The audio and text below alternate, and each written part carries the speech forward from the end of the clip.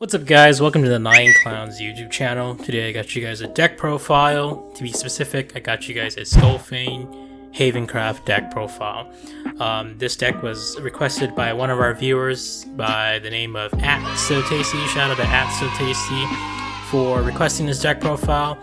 He did request it 3 months ago. We apologize for the latency, but better late than never, I guess. Also guys, if you guys were interested, this deck was also showcased in one of our matches, that being the Discard Dragon versus Skullfane Havencraft deck. You probably see it on screen right now. If you're interested, it's in the link in the description. Please feel free to watch that video as well. That being said, let's get right into the deck profile. So firstly, let's start off with my hero Ardan. I think I'm pronouncing that wrong, so for reference I'm gonna just call this Ardan. It's a 1-drop 3/3. It's a Uma card. The reason why it exists in this deck is because it's a 1-drop 3/3 ward. It's practically a fly swatter for aggro cards. For example, Quick Blader, Ambling Brave, Skeleton Fighter. When they swing into this, it's a bad trade for them. Something this card also does too is if there's no other hero family followers on your field, it bounces back to your hand. So every turn, if it lives, you can play it again for free. More likely than not, this deck will have an excess player points at the end of the turn, so you might just spend it to drop this ward. Next card we got here is Jean. Jean is a 4-drop 2 evo cost. On her fanfare, she deals 2 damage to each enemy follower on the field. When you evolve her for 2, she deals an additional 2 damage to each enemy follower on the field. She also has a secondary ability where she gives all your followers on your field plus 2 defense. Overall, Jean's existence in this deck is designed to control your opponent's board. Next card we got here is Radiance Angel. Radiance Angel is a 4-drop 1 evo. It's a ward. On fanfare, you draw a card, and when you pay the evolve cost, it will then heal your leader for 2. It's a ward. It's practically there just to fend off attacks, keep you in the game, draw you a card, and give your leader plus 2 health. Next card we got here is Kaguya. Kaguya is a 5-drop 2 evo. She'll ping X damage to a follower based on a amulet that gets played after her. So her fanfare reads that you can select a 3 cost or lower amulet in your hand and play it for free. So you can target Beast Call Aria, Death Sentence. Those are 2 of the many targets she can choose. Play for free. Those 2 that I listed are 3 costs, so she'll be able to ping 3 based off just with her fanfare. What's cool about Kaguya 2 is that when she evolves, she plays Ethereal Moon for free. Ethereal Moon's a 3-drop amulet, and that allows her to ping another 3. So she could ping 6 total on the turn she's played and evolved, and Ethereal Moon makes her a pseudo-Aegis that turn. Ethereal Moon practically makes her where she can't take any damage at all. The next card we got in the deck is Skullfane. Skullfane is the boss monster of this deck. He's a 7-drop 6/6. On fanfare, he'll look at the top 4 cards of your deck, reveal an amulet, play that amulet on your field. Whenever an amulet leaves your field, you will deal 2 damage to each enemy leader and each enemy follower on the field. So the whole purpose of this deck is to revolve around Skullfane, load up your deck with amulets, have amulets already on the field, so when Skullfane comes out, he can use them in conjunction with his secondary ability to ping your opponent for 2 and the board for 2. Next card we got here is Angelic Snipe. It's a removal card just to keep nuisances off the board. Next card we got here is 3 Dark Offerings. Dark Offering reads where you can select a card on your field, destroy it, and give your leader plus 3 and draw a card. I've seen this card get played 3 times in 1 turn, targeting 1 card in this deck, that being Seraph. Targeting Seraph won't destroy Seraph, but you'll still get Dark Offering's ability, meaning you can draw 1 card and 3 off of 1 Dark Offering without losing anything. And you play it 3 times, like I've seen, you'll be able to draw 3 cards and heal for 9, which is practically a mini Seraph that turn. Next card we got here is Blackened Scripture, another removal card. It's a 2-drop, quick, select an enemy follower on the field with 3 or less defense and banish it, so just banishing 3 or less defense targets. Next card we got is Acolyte's Light. It's a 4-drop quick spell that targets an enemy follower and banishes it, and gives your leader +2. It's a super better version of execution and it's a staple to this deck. Should definitely run a 3 of. Next card we got here is Themis' Decree. It's a black hole or dark hole from Yu-Gi-Oh! Destroy each follower on the field, 5-drop to blow up the whole board. Next card we got here is Corsa's Prayer. It's a 7-drop spell that selects up to 3 amulets that cost 5 or less in your cemetery and put them onto your field. Oftentimes, a lot of decks, Havencraft decks, don't run this card. The reason why you see it at 2 in this deck is because Skullfane thrives off of amulets. And the reason why you're playing this is because Skullfane can only generate amulets based off of what you have in your hand or his fanfare.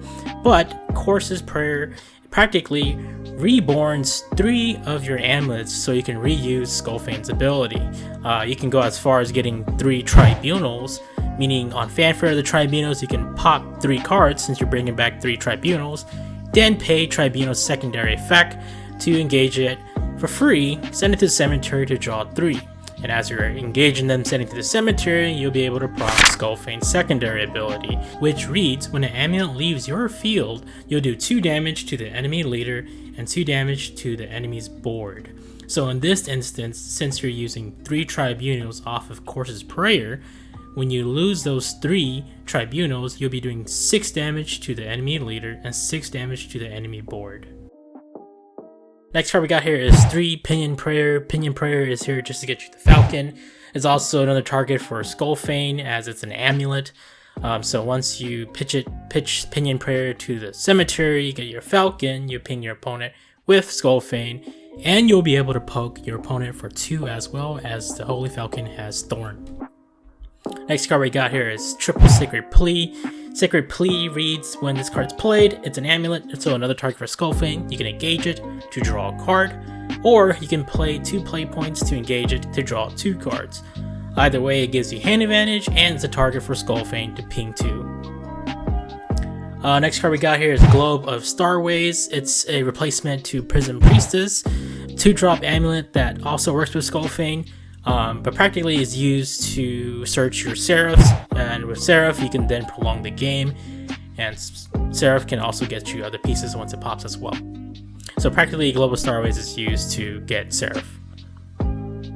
Also, Global Starways has a secondary effect where you can, as a quick, activate for 2 player points, engage this card, put this card into your cemetery, give your leader +1 and draw a card. So it also has an additional bonus ability as you engage it to draw and heal.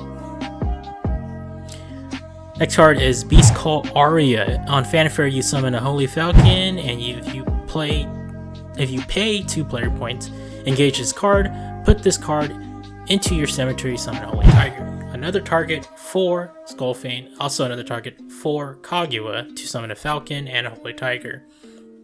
The Tiger's stat line is a 4/4 with Rush, so it can it can run over a lot of nuisances or trade things out for you.